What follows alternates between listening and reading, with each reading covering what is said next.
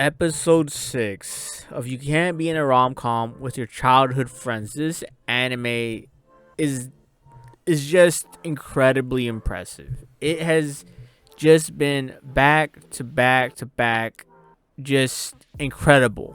Every single episode. And here we have the beach episode. So this was the beach episode. And I gotta tell you guys, this was one of the better beach episodes. You know, it just sometimes feels really forced. And it just seems cliched as fuck. But they mastered the blueprint to the fucking T for this episode, episode 6. Once again, I was a huge advocate of Runa shipping with the lad. I forgot his name. Ayu, Yunosuke, Yono, you. I don't know, man. Ayu. They call him Ayu. So I really thought Runa was gonna be the gal because she's really assertive. She's really pushy. She's not scared. She does things in front of the other gals. She does not beat around the bush. But I'm back on the Akari ship. Akari has just demonstrated to us that she is committed to go all the way. As you can see here, they have 2 futons. If you guys don't know what futons are, it's just Japanese bread, right? So there's 2 futons. They can roll out and shit. Easy storage to make more room in their house.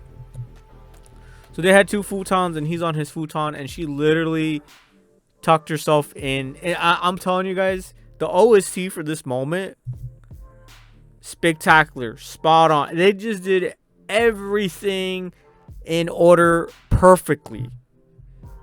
And if you don't know anything about Akari or this anime, we all know that Akari is a sunder. She's a sun. She gets really pissy and bratty and mean. So but she hides behind it because she's really shy. But in reality, she just wants attention from Ayu and wants Ayu to look at her the way he used to when they were younger. See, look at me like you used to. That's what she literally spilled everything during this moment. This is, and I'm telling you guys right now, you guys are really missing off if you guys don't watch this episode. You're not gonna see how masterful this really was and is. And I can't lie, it was very touching. I can't lie, man. I was rooting for Akari this whole time. I was like, yes, please make it happen. But then in the back of my head, this anime just keeps surprising me over and over again. Like I said with Runa, Runa, very, very, she goes for the juggler, like literally and figuratively and literally speaking, she goes for the fucking jugular.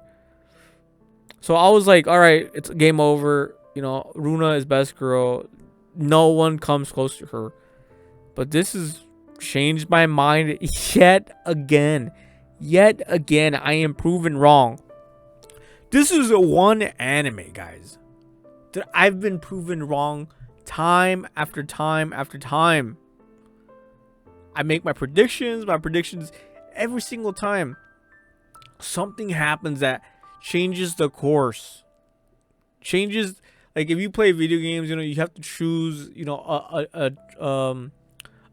have to choose an option, and that option will take you to certain areas within a giant intricacy of branches that have different endings. This is exactly how this is, and they keep choosing the wrong fucking one. They keep directing to a different area, and it just keeps surprising me. Damn it!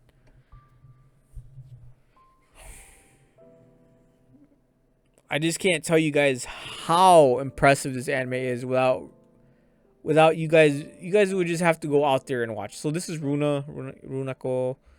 She's the guy that I thought was gonna win. And Shield, to be honest with you guys, she's out of the race. But like I said, they're gonna prove me the fuck wrong again. I really do think though right now Akarin is, bro, this is just so too fucking perfect to be real. Let me just put it out there, guys. This was just such a perfect episode. If you want to see what a real rom-com looks like, this is it. This is rom-com of the year, god damn it.